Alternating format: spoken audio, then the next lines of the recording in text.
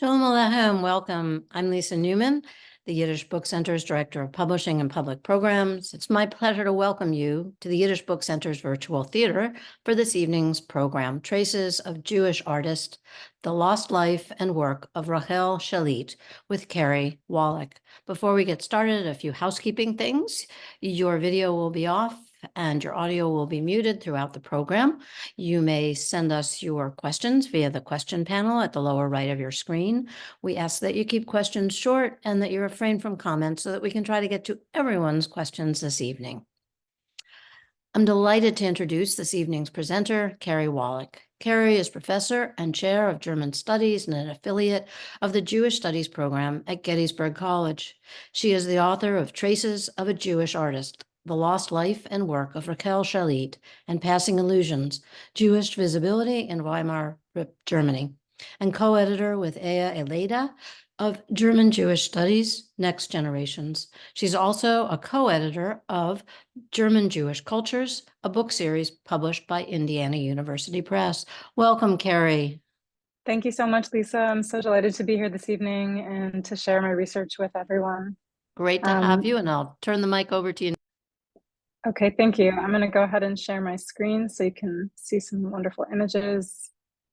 So I'm really excited to share this project with all of you and to introduce you to a forgotten artist. Rahel Szalit is someone who I discovered about more than 15 years ago while I was conducting dissertation research, and I was reading through the German Jewish press from the 1920s, and I just found her name again and again. But when I went to go find more information, when I went to go look for her and learn more, I couldn't find that information. No one had written anything about her. And I realized soon that simply by looking through these primary sources, I was the one who was slowly becoming an expert on her, and I soon knew more about her than anyone else. And I decided I really wanted to write a book about her so that I could bring her to light again, sort of resuscitate her, bring her back into the known, rewrite her into history, and Jewish art history in particular, which doesn't include so many European Jewish women artists from the early 20th century. So this book was a bit of a challenge to write, partly because I didn't have the usual sources that one has when one's writing a biography. I didn't have any memoir or diary that was left behind. Much of Szalit's work was destroyed, including most of her paintings. They were either destroyed or they went missing. But she was also an illustrator. So we have a lot of her illustrations, and I found a lot of images of her work in the press as well. So my sources were limited, and writing this book was a little bit like solving a mystery, putting together the pieces of a puzzle. And perhaps we can talk more in the Q&A about the process. I'm really happy to share all kinds of different things that I did in order to sort of put together enough material to have a book about Rahel Szalit. But what I'm going to do is introduce you to this artist through her art, and hopefully that'll give you also something wonderful to look at. So Rahel Szalit was a really prominent Jewish artist in Weimar, Germany before the Nazis came to power.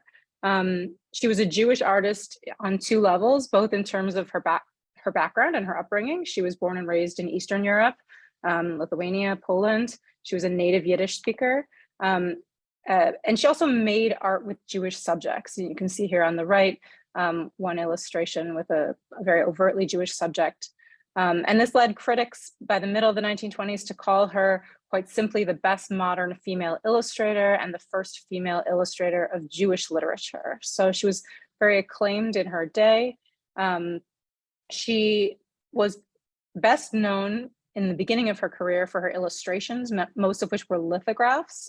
The two you see here are examples of that. But she also worked in pen and ink, in pencil, pastel, chalk, oil, and watercolors. And she was also a cartoonist. So she had she was very talented in different ways, worked with different mediums. And you'll see in both of these images that women featured prominently in many of Szalit's works. And she often centered women by emphasizing the role of female characters in the works that she illustrated. And in my talk today, I'm really going to focus as much as I can on Szalit's Jewish illustrations and art, and especially the Yiddish contexts of her work. And here you can see the only known photograph that we have of Rahel Szalit is on the left, and some of her different signatures. her maiden name was Marcos, but all of her work that we know of is either signed Rahel Szalit or Szalit Marcos. She started using the shorter name of Szalit around 1923-24, just about 100 years ago. And that was the name that she ended up using. And that's why I've sort of shortened her name for the purposes of simplicity. But Szalit's story teaches us that exceptional women artists at this time gained access to both mainstream art movements and the Jewish Renaissance in Germany by engaging with different media and genres. She followed broader cultural trends to meet artistic demands. So she started out working with lithographic prints and printmaking, and worked her way up through portraiture and later became better known as a painter. Here's just an overview of the book itself. If you're interested, it kind of shows you how her life is organized and how this talk is organized as well. Starting out with her origins in Eastern Europe, moving to Germany. She moved to Germany for the first time in 1910 and then to Berlin around 1916. But what we've got here is sort of a periodization of her work where we can look at most of her illustrations from the early 1920s, think about some of her other contributions. And after 1933, she was forced to flee Germany and go into exile in Paris. So we'll look at all of that.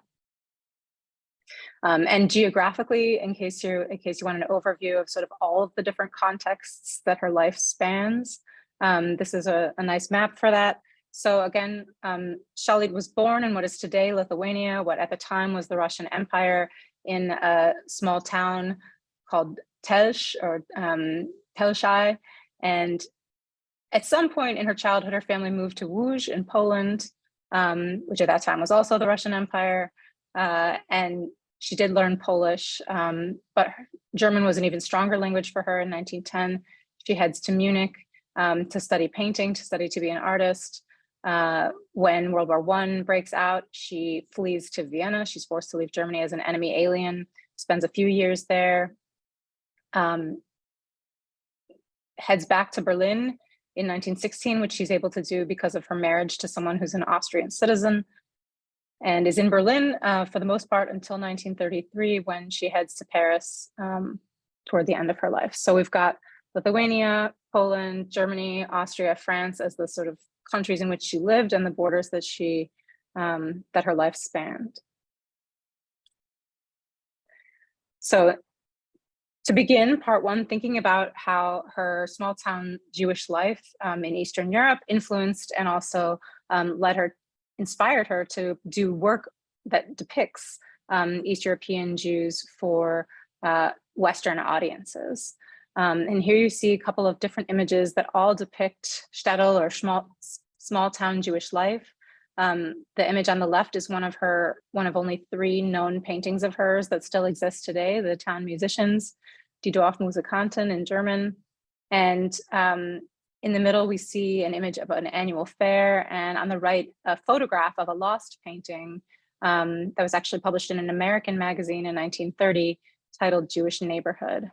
And all of these images give us this sort of sense of clusters of houses with slanted roofs, wooden fences, and quirky inhabitants of small East European towns. We see women in the foreground of several of these images. And the painting on the left is one that, for example, we can bring into conversation with Marc Chagall's Fiddler and think about some of the different ways in which different artists depicted East European Jewish musicians from sort of the same background, but in different ways. Szalit's work in some of these cases follows expressionist styles. You can see the different angles and the sort of disorienting, decentering imagery. But we also see this Eastern Jewish folkloric motif being carried through her work in different ways, sometimes with a sense of melancholy, not quite as lighthearted or airy or quirky as some of the works we might associate with Chagall or other artists. And in 1930, Szalit wrote in response to a survey of Jewish artists, she really described herself as a Jewish woman. She said, "I love my people. I am an Eastern Jewish woman. I feel closest to Eastern Jews." She continued to sort of identify as this Eastern Jewish in this case, insider, someone who has access to the right to depict Eastern Jews, even through a critical lens, and not as someone who is an outside observer of them, who might be depicting Eastern Jews pejoratively or in a negative way. In 1910, Szalit arrived from Łódź, and you can see here her sort of police registry card listing Łódź as her home community, even though it's not where she was born in Poland. But you also see her birth registry at the top of the screen, her birth record, which shows that she was born in Telch in 1888, and this record gives us this information in Russian and Hebrew, so all kinds of different languages bringing her story to light.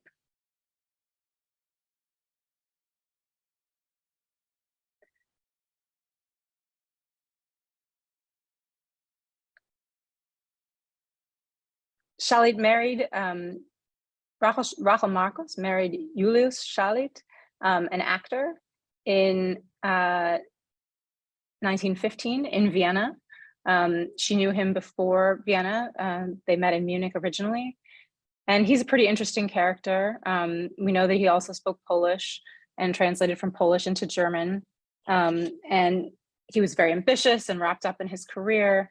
One of the things that I've speculated is that they got married on a Friday afternoon, according to the marriage record. And I've speculated that he even rushed off to perform in the play that he was starring in that weekend, even that same evening, that on the day he got married, because of his sort of dedication and devotion to his career above all else. The marriage was short-lived, largely because, well, the two became estranged even before his death, but he died by suicide in 1919. So it's a very kind of dramatic relationship. The interesting thing is that she chose to keep his name, Julius Szalit, and Szalit is a name then that went with her, and the one that she chose to use as her main artist's name, even after her marriage ended, and perhaps as a token of memory to him. So that name Szalit, the spelling that he chose, the S-Z-A-L-I-T, also marks a departure from his original name. You can see on their marriage record, S-C-H-A-L-I-T, perhaps adding that Slavic flavor, that East European stylization of the name.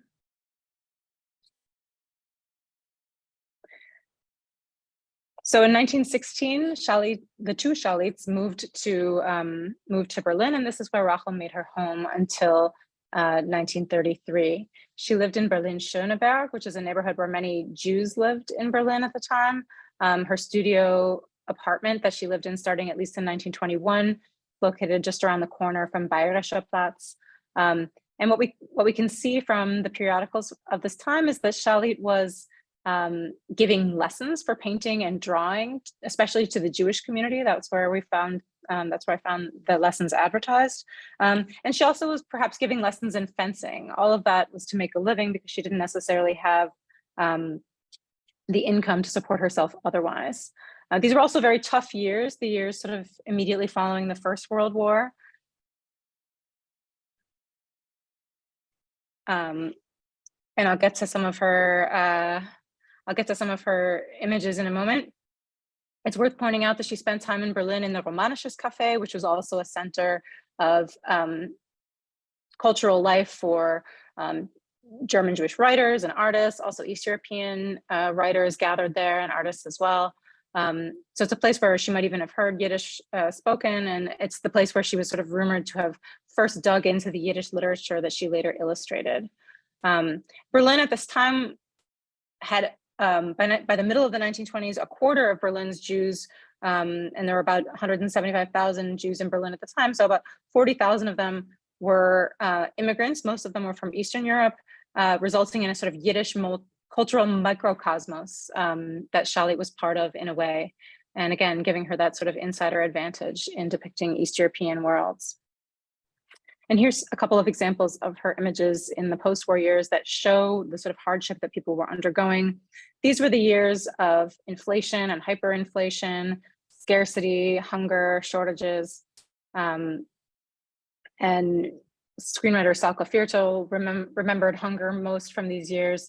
But Szalit builds on the sort of hunger and cold that others remember. Szalit's images depict a woman standing in the cold, another woman who's just lost her job, as well as Berlin street scenes that sort of mark her as a Berlin artist at this time.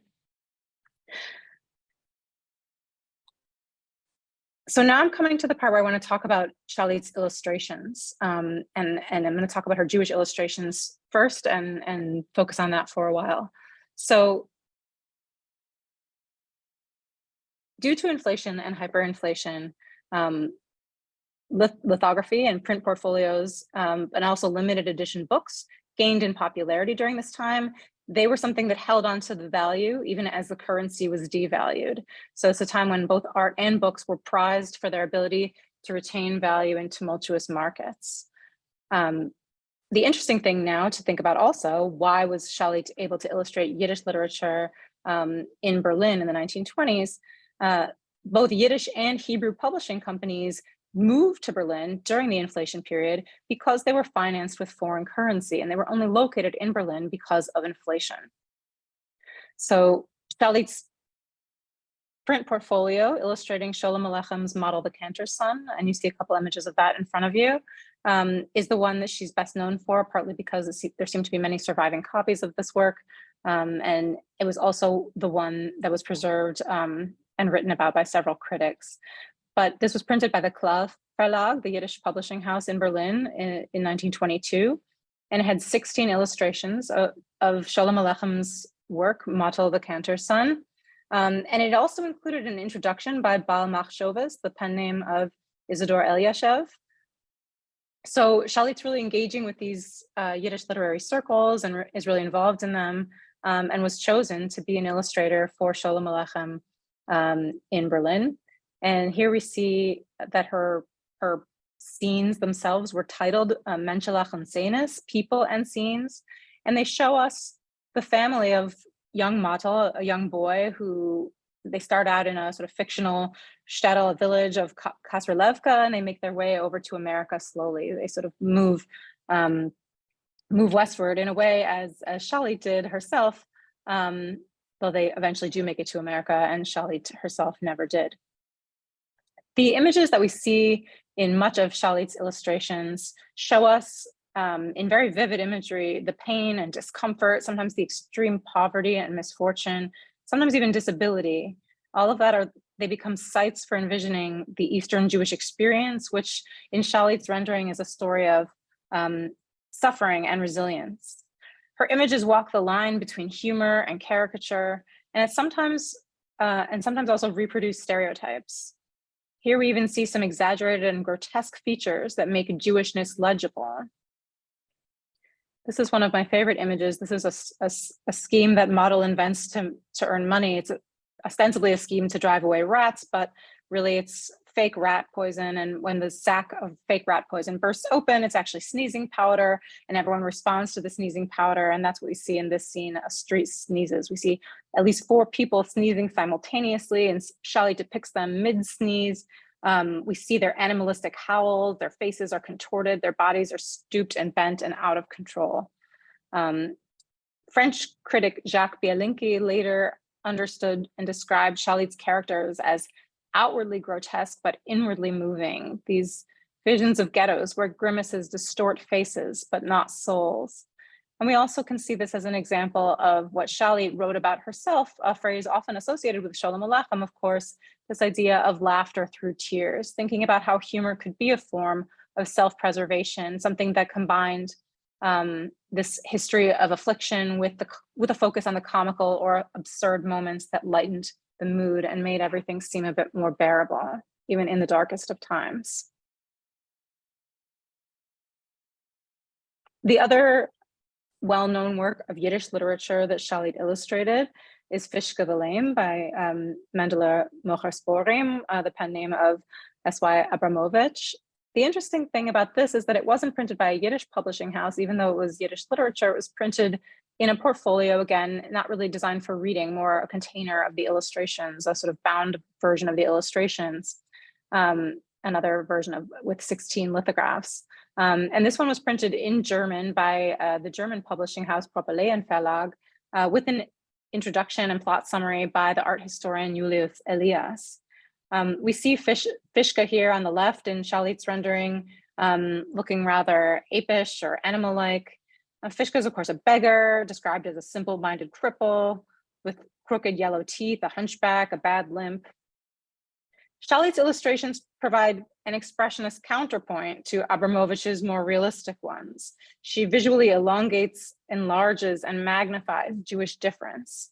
And here we see a couple of dark, haunting scenes of fenced-in wooden houses that serve as a backdrop for these ghost-like figures and also some unsavory characters, some beggars from the Jewish underworld.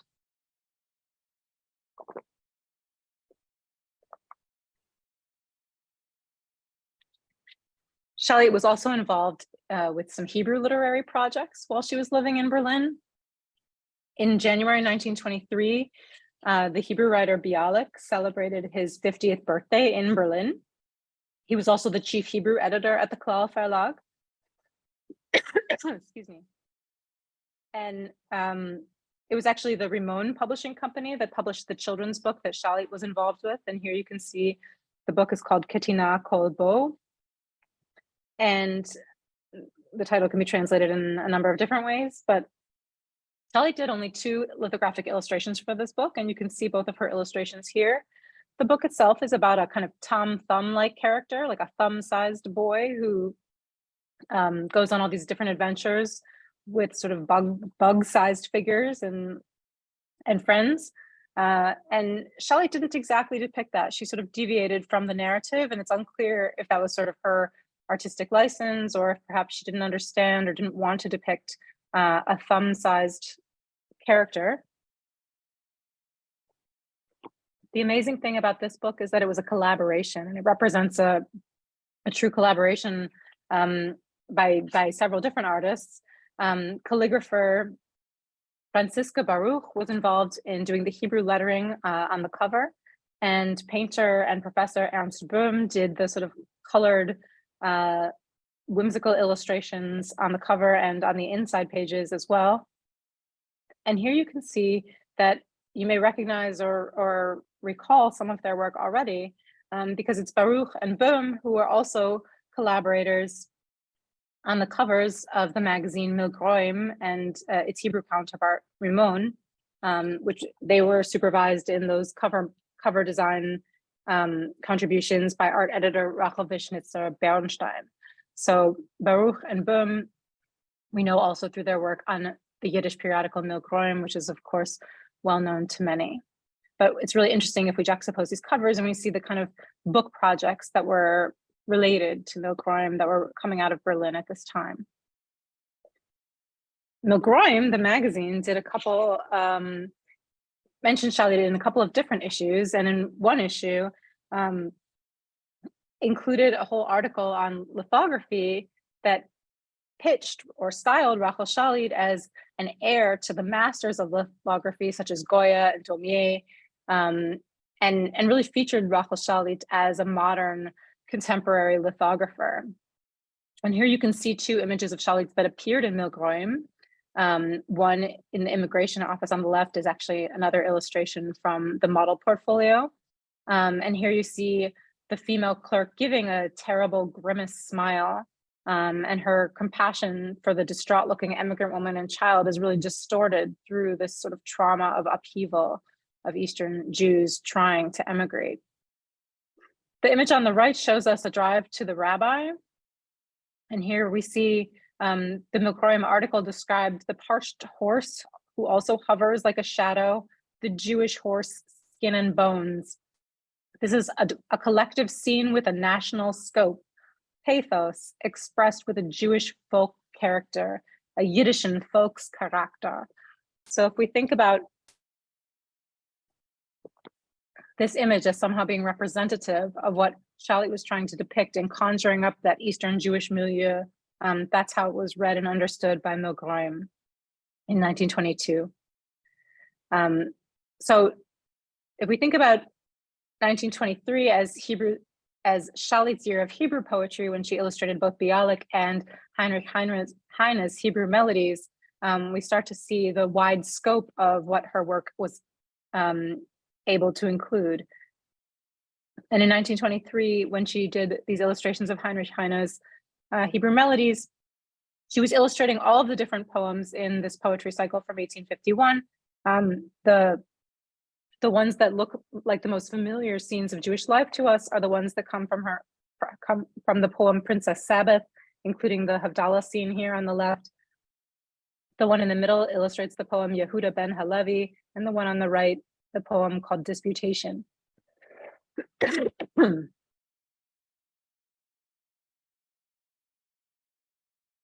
And if we look carefully, we can perhaps see some visual similarities between the 14th century Spanish queen Szalit depicts here on the right, and Szalit's images of women in other mainstream literature who look different than the Jewish women she illustrated.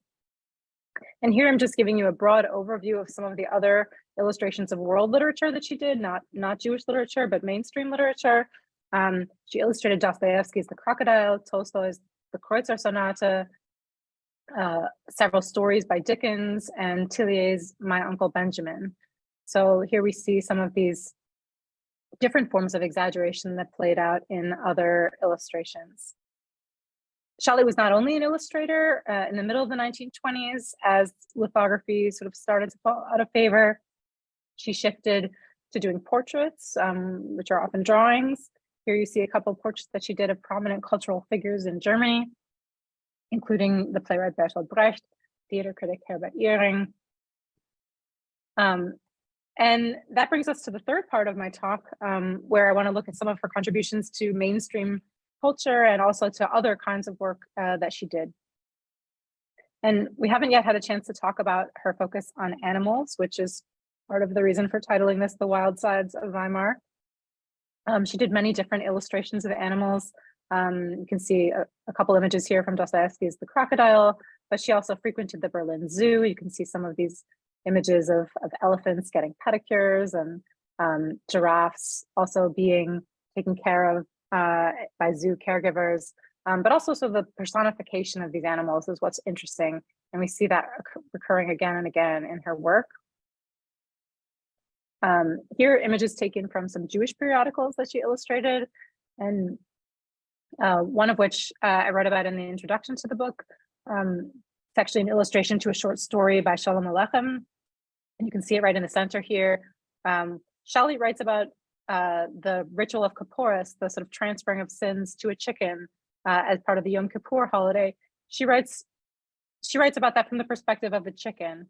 And we actually see chickens coming up again and again in her work as a sort of humorous punchline, sort of punctuating the stories that she's telling and bringing humor to the table again and again. But here we can see she's also illustrating different Jewish holidays and and providing also adornments for Jewish periodicals, especially the Yiddish, which was a Zionist periodical in Berlin. She wrote a couple of her own stories, and I've translated them in the book as well. She wrote them in German, but they're clearly focused on East European towns and sort of bring Eastern Jewish characters to life. Purim in the small town, making matzah in the small town. And I really like the story, the Passover story that Szalit wrote, where Gitta, who's a matzah baker, a woman trying to make her living and feed all of her hungry children by baking matzah as a sort of career that keeps her family afloat. She's shut down at one point by the mayor and told she's not allowed to bake matzah. And she goes to negotiate with the mayor and she says, "You are the master of the city, but I am the master of my oven." And the mayor is so struck by this that he allows her to reopen her ovens and continue baking matzah. But of course, at one point, her matzah baking is disrupted by the drunk chickens, and you can see those illustrated here on the right as well. There's this rumor that a dibbuk has gotten into the chickens and they're disrupting everything, but it turns out they're just drunk. They've gotten into some mead in the cellar and are just a little bit disruptive because of that. Also in the late 1920s, Szalit continued to illustrate and put forward strong female characters. Here, just some of those characters. One of the choices that she made was to illustrate a story by Thomas Mann that later became part of Joseph and His Brothers. And this is a biblical story. Mann's story was based on the biblical story of Dinah. And it's one, of course, that allowed Szalit to envision and depict a strong female Jewish character. And she did this all in these very interesting publication contexts. Her illustrations and Mann's story were all published in the periodical called The Enlightenment, Die Aufklärung, which was co-edited by sexologist Magnus Hirschfeld, who was involved. He founded the Institute for Sexual Science in Berlin in 1919 and spoke openly about homosexuality and helped to sort of make room for it in German culture. And Szalit's involvement and engagement in queer circles is sort of made clear by her publication of these illustrations in this magazine. And it's very interesting that this is also another sort of intersection of Jewish and queer contexts. Szalit herself had relationships with both men and women, which we also know from one of her letters. And it's just very interesting to sort of think about how that all fit into the public image that she projected and contributed. In 1929, Szalit's painting, The Emigrant Woman as Barmaid, won a prize in the exhibition called The Woman of Today, Die Frau von heute. This exhibition showcased the talents of 65 women artists, all portraits of women by women. And here you can see a stylish modern woman serving cocktails and pub fare. And this painting made quite a splash. It was even picked up by the Yiddish press in Warsaw, as far away as Warsaw and Kaunas, Lithuania. And several reviews talked about the fate that emerged from it. Others mistakenly read it as a Russian emigrant woman as barmaid. Certainly, the word Russian is not part of the original title, but certainly it's an image of an emigrant who has left a place of origin, but who is still in transit and must work. And there is also, it's worth noting, a striking similarity between this woman, who is not Rahel Szalit, it is not a self-portrait, and this image of her on the lower right, that is a self-portrait. And it's actually called The Fencer, Self-Portrait. And Szalit did that probably just about the same year, maybe the year after. Here we come back to the fact that Szalit was a fencer and she wrote about fencing. You can see an article that she wrote and illustrated for the Bauhaus magazine, Die Neue Linie, here on the left. But Szalit's sleek sort of self-portrait as a fencer, I read as a really important intervention into the woman as artist self-portrait genre. She's not holding a paintbrush or a palette. She's not standing at an easel. Instead, she's depicting herself here as an athlete who's ready to rise, to engage herself, to engage her opponent and to prove herself. So even as Szalit's star was rising, even as she found so much success in Germany in the early 1930s, it was exactly at this moment when she was forced to flee to Paris. Paris was sort of her second choice, not as good as Berlin, but not so bad either, until it wasn't a great second choice in the 1940s. But she took up residence in Montparnasse, and here you can see her studio, where she worked for several years on the left, and then her last known address here on the right. And she fit right into what's called the School of Paris, or the École de Paris, which included many artists with East European backgrounds, including Chagall, Soutine, Lipschitz, Manet, Katz. And many of the refugees in 1930s Paris were gathering at cafes like Le Dôme, Café du Dôme in Montparnasse, along with many other foreign artists. And Szalit didn't have it easy at this time. She wrote in a letter in 1934, "I keep painting, but so what? I have an atelier full of paintings, but no one to buy them." She had a little bit of trouble kind of getting her footing, finding her place. And as a refugee living on savings and meager earnings, she never had much money to spend. She rarely was able to sit at a table at the Dome Cafe, but instead stood around and schmoozed with friends and acquaintances that she encountered there. So she was part of the scene, but perhaps a little bit on the margins. She did find some degree of success in Paris. You can see here in 1935, she had a solo exhibition at the Galerie Zborowski, which was connected partly also through the sort of Paris Polish circles. She joined the German the Free Artists League in 1938, which I read as an act of resistance. And she was even involved in a 1939 exhibition of Jewish art in June 1939, which really showcased the sort of vibrant Jewish cultural life that still existed in Paris on the eve of World War II and its sort of international nature. But of course, that world soon came crashing down. I do want to show just a couple of more images here. These are illustrations that she did in Paris in the 1930s, I believe. They sort of update some of her earlier renderings with a slightly different style. And those were published in a magazine in Paris in 1935. But I want to end my talk today by coming back to a Yiddish source, and actually one that is in the Yiddish Book Center's collection, and that is Hirsch Fenster's memorial book from 1951 called Unsere verpeinigte Künstler, or Our Martyred Artists. And this book, you can see images from it here, compiles testimonies about and also artwork by 84 different Jewish artists who were living in France, but who died in the early 1940s. Szalit was one of many. There were over 13,000 foreign Jews in Paris who were rounded up on the day that Szalit was arrested in July 1942 in the Valdiv roundup. Szalit spent about 5 weeks in the internment camp at Drancy and then was deported to Auschwitz and either died en route or was murdered on arrival at Auschwitz. So many of the Jewish artists living in France met a similar fate. And Hirsch Fenster's memorial volume, he was sort of the only one who had the foresight to collect testimonies and bring together all the information that he could find about these different artists. And it really is one of the richest biographical sources that we have on Szalit from the time. My guess is that Fenster didn't know Szalit personally, but rather knew people who knew her. The testimony is rich enough, and the level of detail is great enough that seems to be a reasonable guess to me. But this is what sort of wrote her into some history. One of the reasons why she hasn't been more forgotten, and of course was only available in Yiddish until it was recently translated into French, but didn't necessarily bring her to everyone who might have wanted to know about her for that linguistic reason. And one of the questions that I ask in the epilogue to my book is, who will claim this artist? Who will claim Rahel Szalit and her legacy? Who will remember her?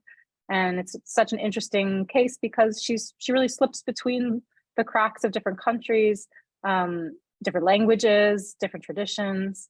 And I'm so glad that the Yiddish Book Center has agreed to sort of claim her and host this talk on her today, because she was indeed someone who came from Yiddish worlds and someone who perhaps I hope is of interest to those who are interested in the Yiddish Book Center. So I'm really looking forward to answering your questions and to some discussion now. I'm going to stop sharing my screen.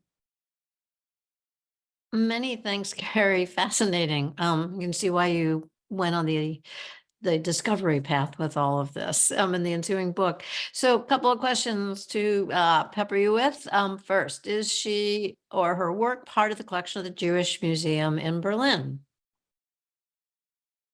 That's a great question, and one that has a complicated answer, because the Jewish Museum in Berlin today, of course, is only sort of a continuation of the Jewish Museum that opened in 1933. So the long version of this answer is Szalit's work was actually collected by the Jewish Museum before there was a Jewish Museum, by art historian Karl Schwartz, who started collecting artwork from Jewish artists in Berlin. Her work was collected as early as 1927. And she was really one of the only women artists included in that collection, which I think is really telling and really interesting. I'm not sure if her work was on display when the Jewish Museum first opened, but only 1 week before Hitler came to power in 1933. But it may have been, some of her lithographs may have been included in that collection. In any case, the collection did include her works, and actually those works migrated. Some of them ended up in Warsaw. Today, the Jewish Museum Berlin holds a couple of her lithographic prints, but doesn't have any of her larger works. And again, it bears repeating that there are only 3 known paintings of hers that have survived, so those are not yet located in prominent museums. Did she have much contact, with the Bauhaus School or artists?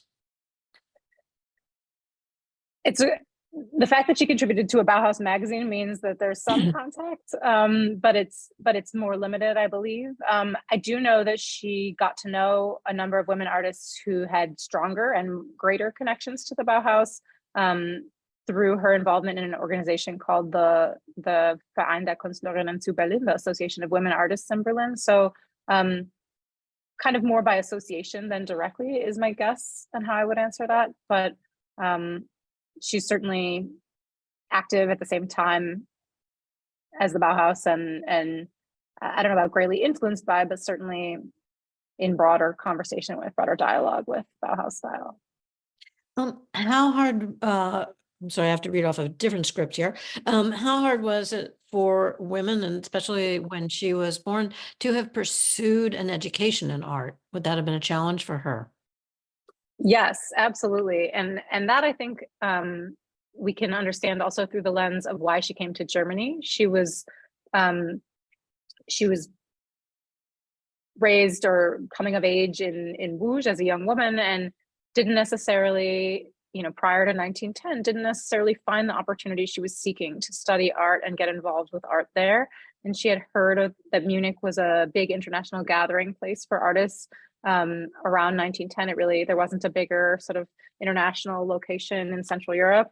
And she made her way there because of the opportunities she knew she would find. What's interesting, and this is where we get into sort of the details and the veracity of all of the different accounts of her life. Some accounts say that she was matriculated into the Damen Academy, the Women's Academy, to study art in Munich, but their matriculation records don't reflect that. So it becomes kind of this thing where Szalit created her own story. She created her own narrative. Perhaps she didn't have the tuition fees, which for women were quite steep, to enroll in the same sort of prestigious academies where many middle-class women artists were enrolling, in Munich, for example. She also says she studied art in Paris and London, but she wasn't actually necessarily officially enrolled in any academies there either. So she was there, she went there, she encountered people, she learned something, but perhaps she studied independently, took private lessons in studios, perhaps she was self-taught. It's hard to know. So yes, as a woman artist from Eastern Europe, she faced challenges in getting and acquiring a formal education. And then when she was located in cities where it would have been possible at that time, she didn't have the money to pay for it.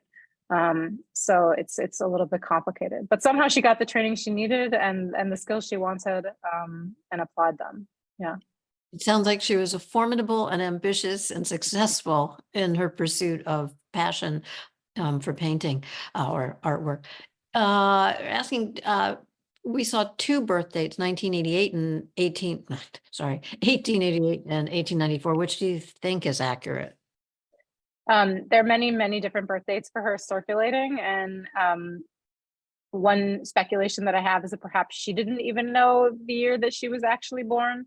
But the birth records that I found from the Lithuanian State Archives from 1888 say that she was born in 1888. So I'm pretty much going with 1888 as the accurate year of her birth. There are many reasons why she might have changed her birth year in other records. Again, maybe she didn't know. Maybe she wanted to make herself younger. Many women at her, sort of from her generation made themselves younger by a few years. But it is kind of funny to read in her own handwriting letters that she wrote where she claims to have been born in all kinds of different years. But for her also, it wasn't necessarily important, right? They didn't always record women's births out of superstition to sort of trick the evil eye. In one article she wrote, "I was born in Lithuania many years ago. Does it really matter how long ago? Doesn't really matter." Do you know much about how unusual, or was it normal, or the norm, for a woman artist to have as many commissions as she did for publishers?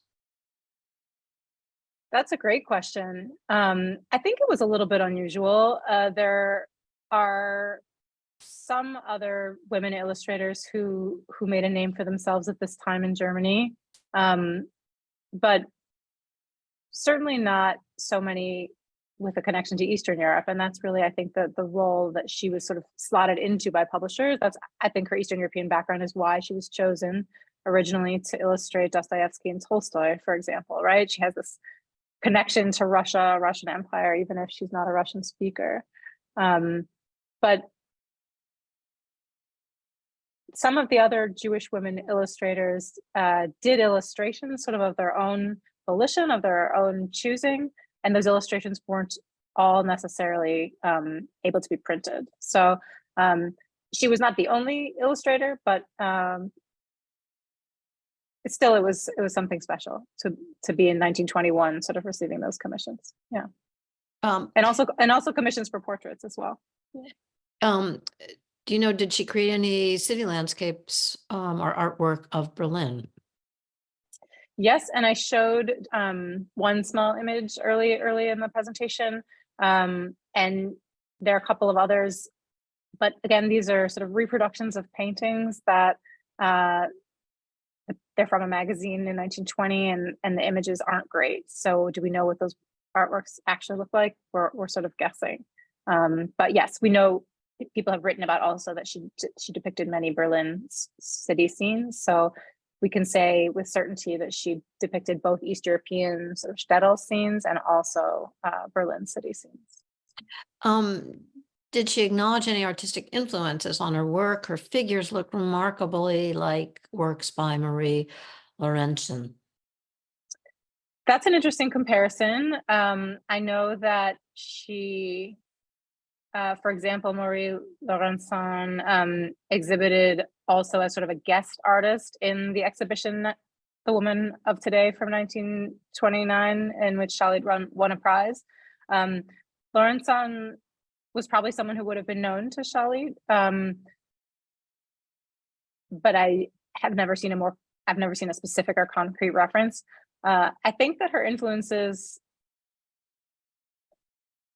we can speculate about them. She doesn't, there's no paragraph where she says I'm in conversation with, or my work is inspired by. So it's all more sort of inference. She was friends with and in the circles of Ludwig Meidner and Jakob Steinhardt. So if we're trying to place her in terms of artists in Germany who were depicting Jews, that's an easy one. She really is sort of in a dialogue with them, in conversation with them.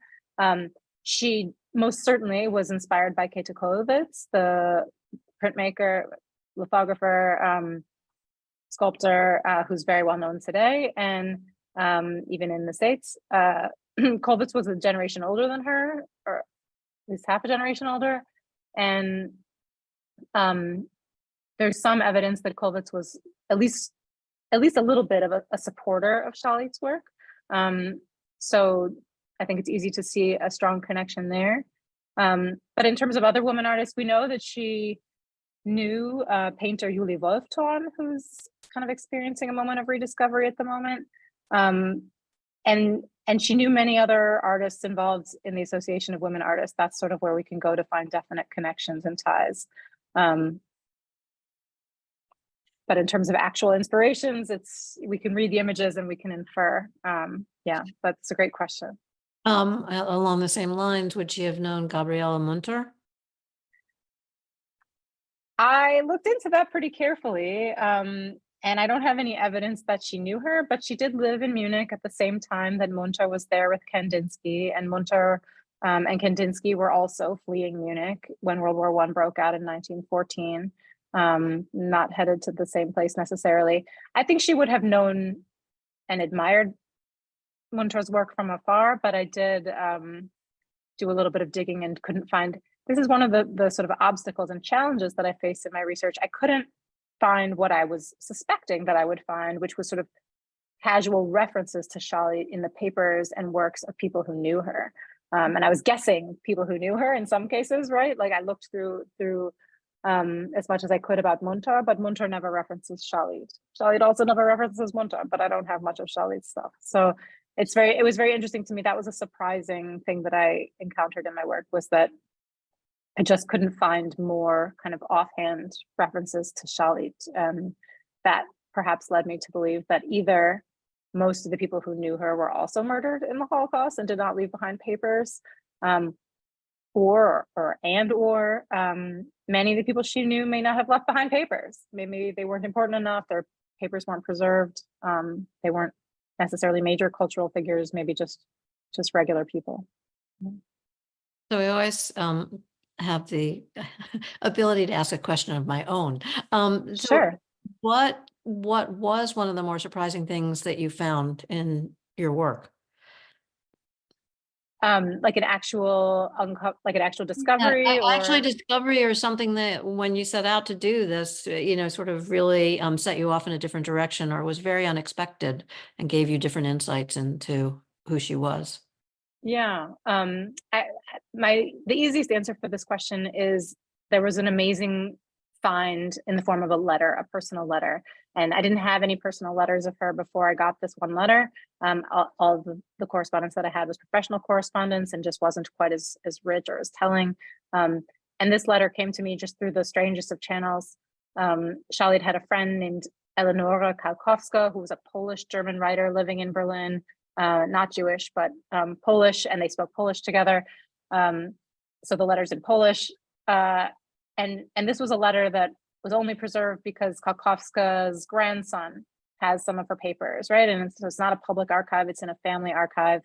And the person who was writing a biography of Kalkowska mentioned this letter, mentioned Rahel Szalit, mentioned this connection in something that she published. So I was able to find that in English, reach out to her, get a copy of this letter in Polish. And this personal letter told us, it's the one from 1934 that I cited once or twice, told us that Szalit was living in Paris, that she was experiencing the sort of difficulties of living in exile, that she was trying to sell paintings, trying to make her way into the Paris scene. It tells us also in very clear terms that she had relationships with both men and women, including sort of the struggles and love sickness that came with all of that. And that really opened up doors in terms of thinking of her as a queer artist and being able to categorize her in that way. So that was a really important letter for many different reasons. It also mentioned Szalit's sister, who was still living in Łódź in Poland. And Szalit asked herself this question of, should I go back to Poland? I mean, in 1934, is Łódź a better place to be than Paris? And her sister's response was, no, like, we're all experiencing the depression here. This is not a good place to be, stay where you are. But just even that question that she was sort of entertaining that return to Poland in 1934 was also eye-opening.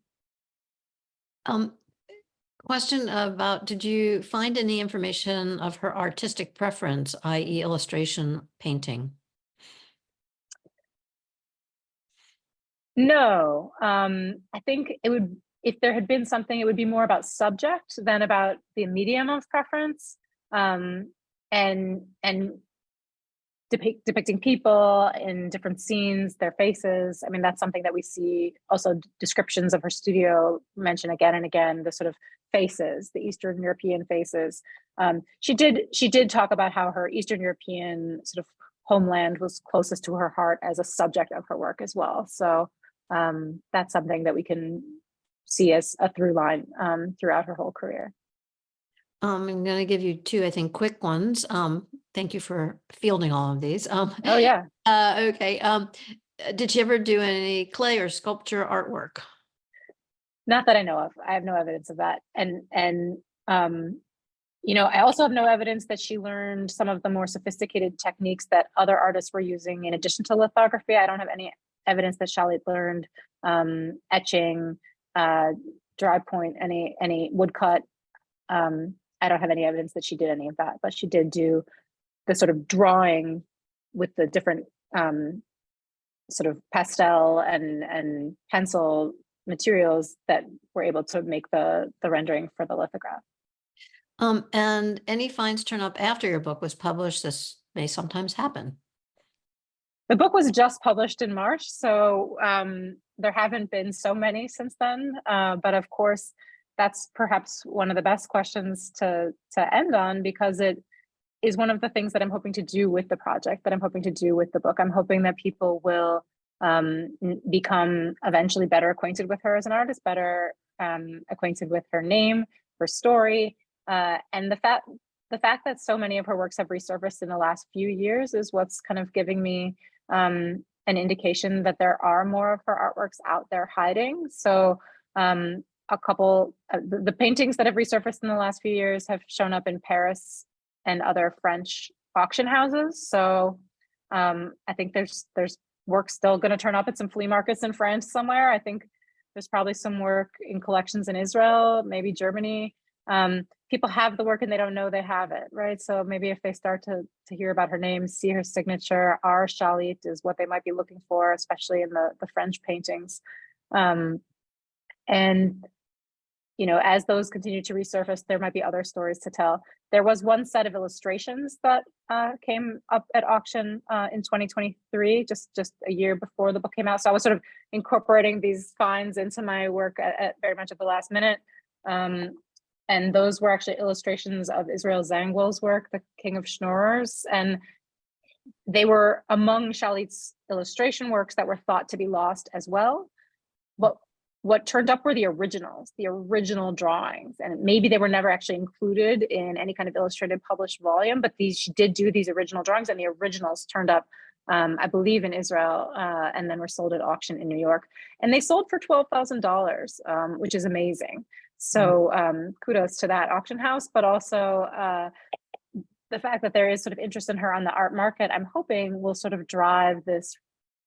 It can be a circle, right? The renewed interest in her as an artist can drive the art market, and so forth. Yeah. So an opportunity to have you back on again. Maybe. I hope so much turns up that someone wants that. Yeah. And again, I'll make this actually the last one to end on, which is Loved Your Talk. Is your book available in print or ebook? And yes, we have it at the Yiddish Book Center's shop.yiddishbookcenter.org. Wonderful. Yes, it is available in both print and ebook. It is available through the Penn State University Press website. You can use a discount code.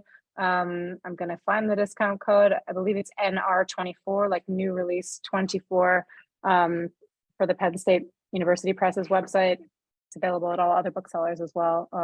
And thank you for your interest. Carrie, thank you so much for the book, for your work, and for a wonderful presentation and introducing us to an artist we should all know. Thank you so much, Lisa. I really appreciate this opportunity to speak to the Yiddish Book Center's audience, and it was really an honor and a pleasure to be here today with all of you. Great. Well, we hope to welcome you sometime soon to the center. Thank you. So I want to thank Carrie. In addition, I want to thank our producer, as always, Elizabeth Carteropoli, who makes all of the magic happen behind the scenes. Today's program is part of our ongoing series of virtual and live public programs.